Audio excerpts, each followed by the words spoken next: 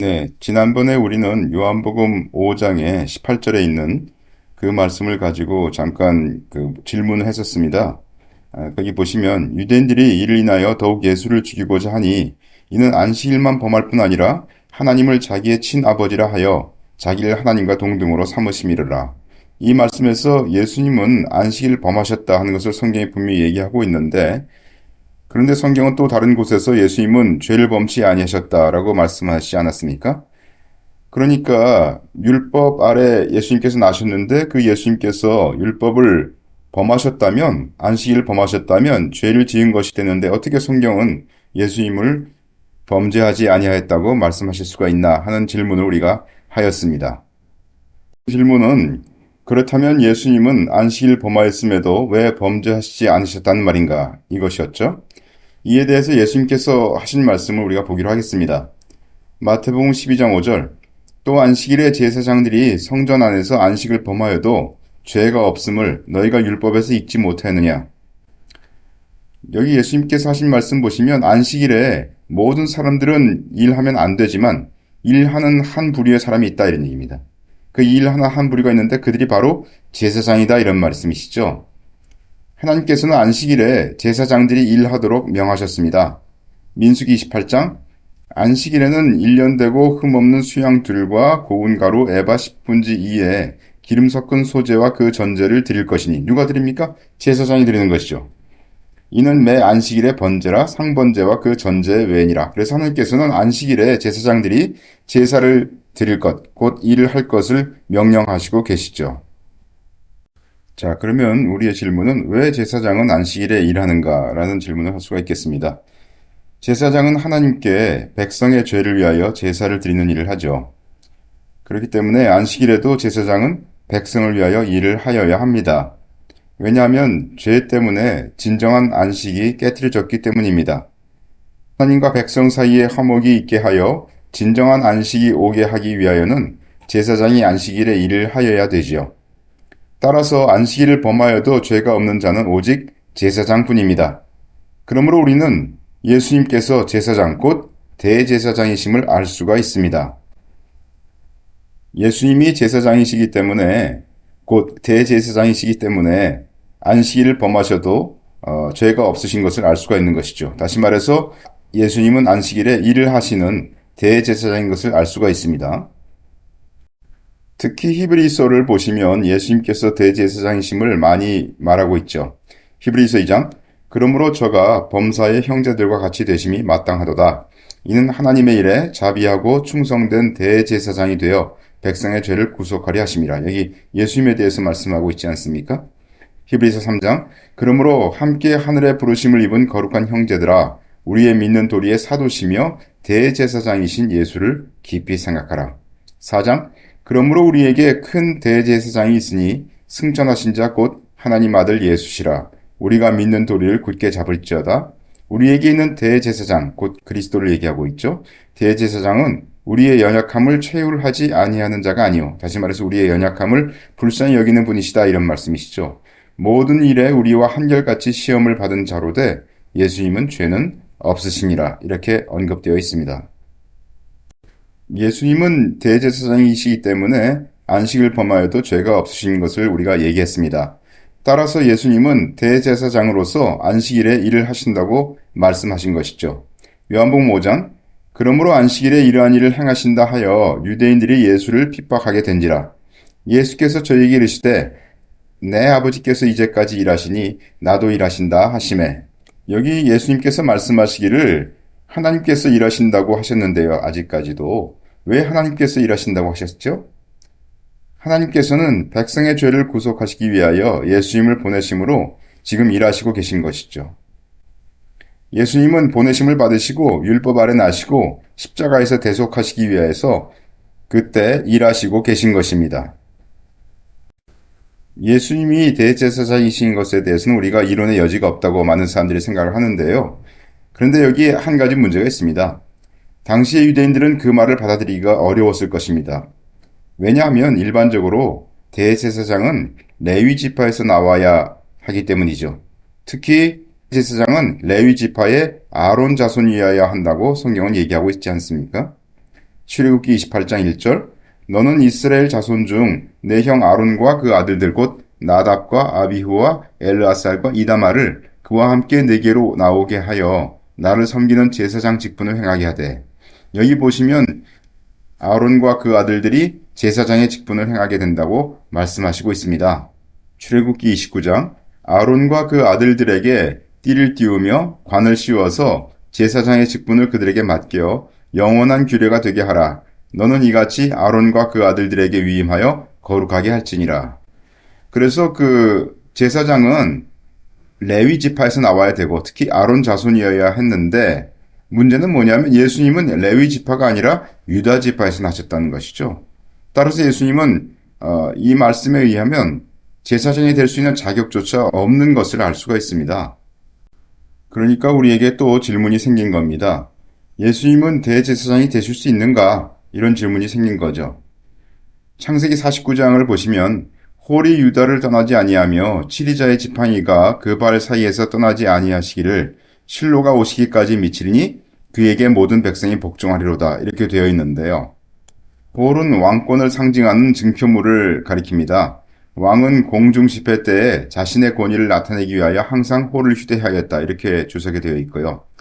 이사야 9장 6절에 보시면 이는 한 아기가 우리에게 낳고 한 아들을 우리에게 주신 바 되었는데 그 어깨에는 정사를 메었고 그 이름은 기묘자라 모사라 전능하신 하나님이라 영존하시는 아버지라 평강의 왕이라 할 것임이라.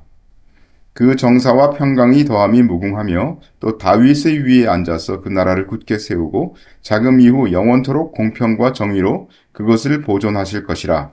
만군의 여호와의 열심히 이를 이루시리라. 이렇게 되어 있는데요. 다시 말해서 여기 그 창세기하고 이사야서에 나와 있는 것을 보면 그리스도가 유다 지파에서 나올 거다. 이렇게 되어 있고 또 다윗이라고 했기 때문에 다윗의 그 지파는 유다 아닙니까? 그러니까 유다 지파에서 그리스도가 나올 거다라고 성경은 분명히 얘기를 하고 있다 이런 것이죠. 신약 성경에도 그렇게 이해하고 있습니다. 마태복음 1장을 보시면 아브라함과 다윗의 자손 예수 그리스도 세계라 이렇게 되어 있기 때문에 성경은 분명히 예수님께서 레위 족인이 아닌 유다 지파인 다윗의 자손이라고 말하고 있지 않습니까? 그렇다면 유다 지파인 예수님이 어떻게 대제사장일 수 있단 말입니까?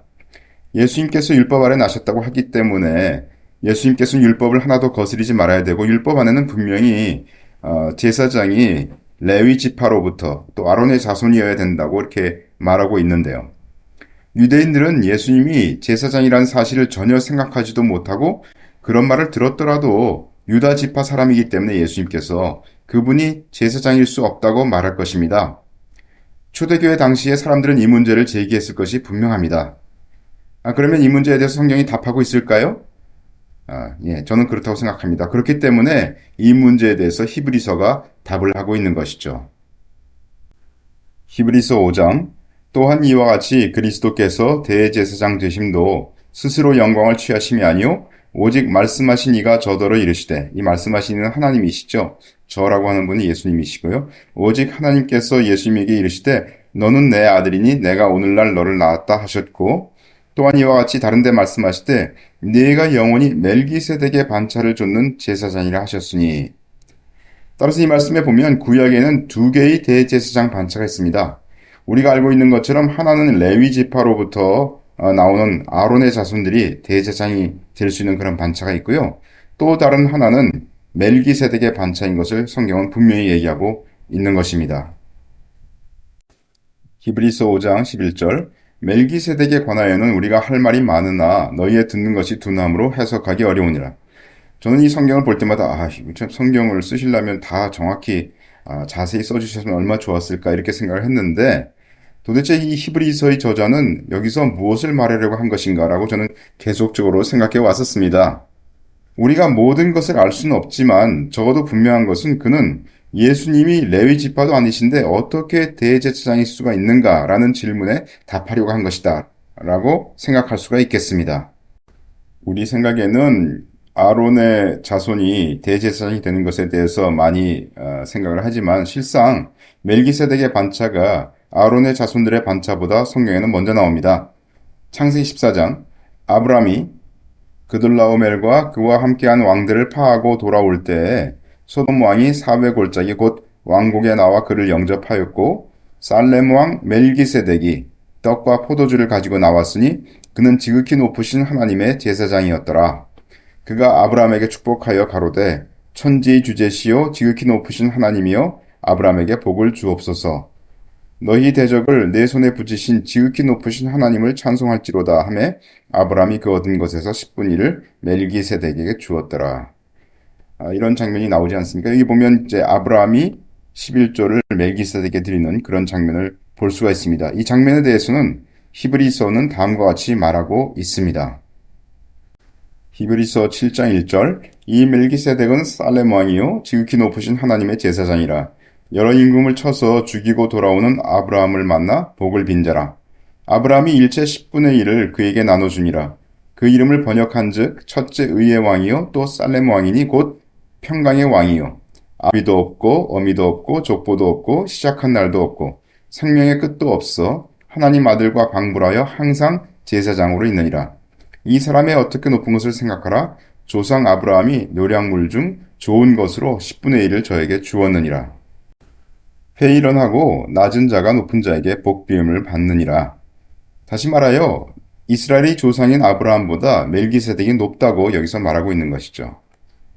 멜기세덱이 예수님이라는 견해도 있지만은 적어도 분명한 것은 그가 예수님을 예표하는 분이다 라고 말할 수가 있다는 것입니다. 멜기세덱이 가지고 온 떡은 분명 예수님의 몸을 뜻하고 잔은 예수님의 흘리실 피를 상징한 것입니다. 멜기세덱은 십자가 사건을 아브라함에게 말하고 있는 것이죠. 히브리서 7장을 계속 보시면 11절에 레위 계통의 제사 직분으로 말미암아 온전함을 얻을 수 있었으면 백성이 그 아래서 율법을 받았으니 어찌하여 아론의 반차를 좇지 않고 멜기세덱의 반차를 좇는 별다른 한 제사장을 세울 필요가 있느뇨. 제사 직분이 변역한즉 율법도 반드시 변역하리니 이것은 한 사람도 제단 일을 받들지 않는 다른 지파에 속한 자를 가리켜 말한 것이라.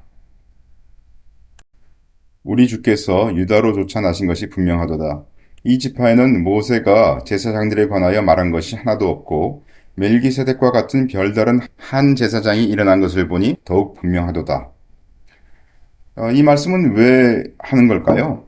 히브리서 저자는 여기에서 예수님께서 멜기세덱의 반차를 좇는 대제사장임을 증명하기 위하여 그분이 유다로 쫓아나신 분이신 것을 말하고 있는 것입니다.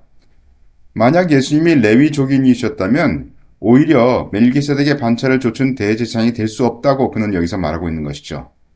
따라서 그는 예수님께서 유다 지파이심에도 불구하고 분명히 대제사장이시며 그분은 아론의 반차를 좇는 대제사장이 아니라 멜기세덱의 반차를 좇는 대제사장인 것을 분명히 증명하려고 하는 것입니다. 자, 이제 그러면 우리 다시 마태복음 12장의 그 사건으로 돌아가겠습니다. 마태복음 12장의 사건은 제자들이 안식일을 범하는 사건입니다. 마태복음 12장 그때 예수께서 안식일에 밀밭 사이로 가실새 제자들이 시장하여 이삭을 잘라 먹으니 바리새인들이 보고 예수께 고하되 보시오 당신의 제자들이 안식일에 하지 못할 일을 하나이다. 예수께서 가라사대 때 다윗이 자기와 그 함께한 자들이 시장할 때에 한 일을 잊지 못하였느냐. 그가 하나님이 전에 들어가서 제사장 외에는 자기나 그 함께한 자들이 먹지 못하는 진설병을 먹지 아니하였느냐. 또 안식일에 제사장들이 성전 안에서 안식을 범하여도 죄가 없음을 너희가 율법에서 읽지 못하였느냐. 이 사건에서는 예수님이 아니라 제자들이 안식일을 범하고 있습니다. 예수님께서 직접 말씀하시기를 그 제자들이 안식을 범했다고 말씀하시지 않았습니까? 여기 보면 예수님께서 안식을 범하여도 이런 표현을 한 것으로 보면 분명히 예수님께서 제자들이 안식을 범한 것을 인지하고 계신 것을 알 수가 있습니다. 그럼에도 불구하고 예수님은 여기서 제자들이 죄가 없다고 말씀하십니다. 다윗의 예를 들어서 그렇게 예수님은 말씀하시고 계십니다. 그렇다면 문제는 뭐냐면 다윗은 어찌하여 제사장만 먹을 수 있는 진설병을 먹었는데도 죄가 없다는 말입니까? 중요한 질문은 뭐냐면 다윗은 어떤 자이기에 그렇게 할 수 있는 자인가 이런 질문이 되는 것이죠. 여러분 성경을 보면 구약에서 멜기세덱이 창세기에 나오고 시편에 나옵니다. 시편 110편을 가서 보시면 이것은 다윗의 시입니다. 시편 110편 1절 여호와께서 내 주에게 말씀하시기를 내가 네 원수로 내 발등상 되게 하기까지 너는 내 우편에 앉으라 하셨도다. 이 시편 110편은 예수님께서 인용하셨었죠. 마태복음 22장에서요. 너희는 그리스도에 대하여 어떻게 생각하느냐? 네 자손이냐? 대답하되 다윗의 자손이니이다. 가라사대 그러면 다윗이 성령에 감동하여 어찌 그리스도를 주라 칭하여 말하되 주께서 내 주께 이르시되 내가 내 원수를 내 발 아래 둘 때까지 내 우편에 앉았으라 하셨도다 하였느냐. 여기 보면 이제 예수님께서 시편 110편 1절을 인용하신 것을 볼 수가 있는데요. 예수님이 분명히 다윗이 이렇게 말하는 것을 알고 계셨다는 거죠. 주께서 내 주께 이르시되 여기 주께서는 하나님이시고 내 주는 그리스도를 말하고 있는 것입니다. 다윗의 주는 그리스도다 이런 얘기죠. 내가 내 원수를 내는 하나님이고 내 원수의 내는 그리스도를 얘기하고 있습니다. 하나님이 그리스도의 원수를 그리스도의 발 아래 둘 때까지 하나님 우편에 그리스도가 앉아있으라 하셨도다 이런 말씀이 되는 건데요. 45절에 다윗이 그리스도를 주라 칭하였은즉 어찌 그리스도가 다윗의 자손이 되겠느냐 하고 예수님께서 말씀하셨습니다. 주님께서는 시편 110편에서 다윗이 그리스도를 주라고 하였다는 것을 말씀하셨는데요. 주님이 시편 110편을 아셨다는 것은 주님께서 멜기세덱의 반차에 대해서도 분명히 아셨음을 말하고 있는 것입니다. 왜냐하면 아래서 보시는 것처럼 4절에서 멜기세덱의 반차에 대해서 말하고 있기 때문이죠.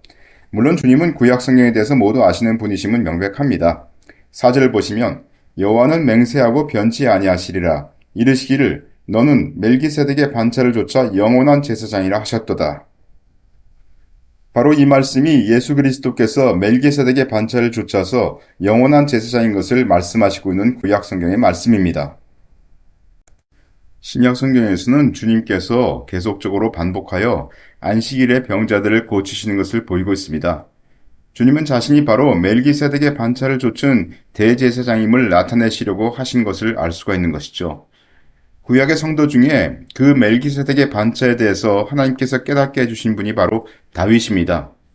왜냐하면 다윗이 바로 예수님을 예표하는 자이기 때문이죠.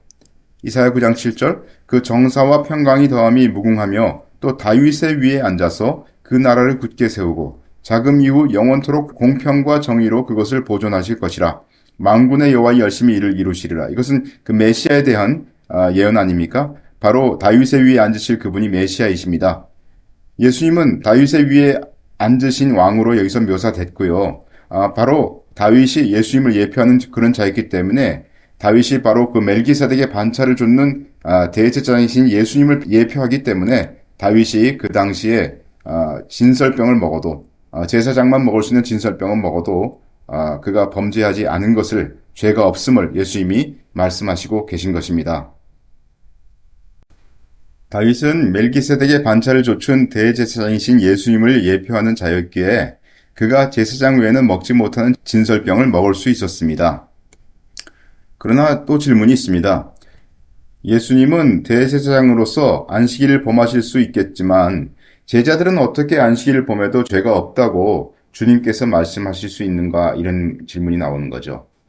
예수님의 제자뿐 아니라 다윗의 경우도 그 함께한 자들이 진설병을 먹었는데 그 함께한 자들이 진설병을 먹은 것은 어찌하여 죄가 없단 말인가 이런 질문이 이제 나오게 되는 것이죠. 그 질문의 대답은 간단합니다. 예수님의 제자들은 제사장인 것을 신약 성경이 말하고 있기 때문이죠. 베드로전서 2장 너희도 산돌같이 신령한 집으로 세워지고 예수 그리스도로 말미암아 하나님이 기쁘게 받으실 신령한 제사를 드릴 거룩한 제사장이 될지니라. 9절 오직 너희는 택하신 족속이요 왕같은 제사장들이요 거룩한 나라요 그의 소유된 백성이니 이는 너희를 어두운 데서 불러내어 그의 기이한 빛에 들어가게 하신 자의 아름다운 덕을 선전하게 하려 하심이라. 예수님의 제자들도 역시 제사장이라고 여기서 말하고 있는 것입니다. 그러므로 그들은 안식일에 일을 해야 하는 자들이며 따라서 안식일을 범해도 죄가 없음을 주님께서 말씀하시고 있는 것입니다. 다윗과 함께한 자들은 주님을 따르는 제자들을 예표한 자들이라고 볼 수가 있는 것이죠. 그렇기 때문에 제자들이 제사장이기 때문에 그들이 안식을 범해도 예수님께서 말씀하시기를 죄가 없다라고 말씀하시고 있는 것입니다. 어떤 이들은 신약의 성도가 안식일을 준수해야 한다고 말하고 또 어떤 이는 심지어 주일 성수를 외치고 있습니다. 그러나 우리는 반드시 제자들이 안식일에 여기서 일을 했음을 보아야 하며 또한 그들이 제사장임을 보아야 할 것입니다. 만약 어떤 이가 신약의 성도들은 안식일을 지켜야 한다고 말을 한다면 그는 스스로 자신이 제사장이 아님을 밝히고 있는 것이죠. 다음 질문은 주님께서 아직 십자가에 죽으시기 전인데도 제자들이 제사장이라고 할 수 있는가? 라는 질문입니다. 그들이 제사장 됨은 주님을 믿었기 때문인데 주님을 믿은 자들은 모두 제사장들임을 알 수가 있습니다. 또한 주님께서는 제자들이 죄가 없다고 하신 말씀을 통하여 자신이 제자들을 위하여 반드시 십자가에서 죽으실 것을 말씀하신 것입니다. 마태복음 12장 인자는 안식일의 주인이니라 하시니라. 주님께서는 자신이 사람들에게 진정한 안식, 즉 하나님과의 화목으로 말미암은 평안과 쉼을 주시는 분이심을 말씀하시고 있는 것이죠.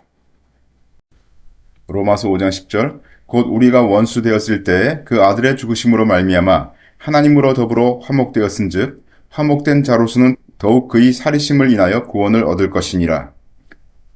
고린도후서 5장 모든 것이 하나님께로 났나니 저가 그리스도로 말미암아 우리를 자기와 화목하게 하시고 또 우리에게 화목하게 하는 직책을 주셨으니 이는 하나님께서 그리스도 안에 계시사 세상을 자기와 화목하게 하시며 저희의 죄를 저희에게 돌리지 아니하시고 화목하게 하는 말씀을 우리에게 부탁하시느니라. 이러므로 우리가 그리스도를 대신하여 사신이 되어 하나님이 우리로 너희를 권면하시는 것 같이 그리스도를 대신하여 간구하노니 너희는 하나님과 화목하라. 에베소 2장 또 십자가로 이 둘을 한 몸으로 하나님과 화목하게 하려 하심이라. 원수된 것을 십자가로 소멸하시고.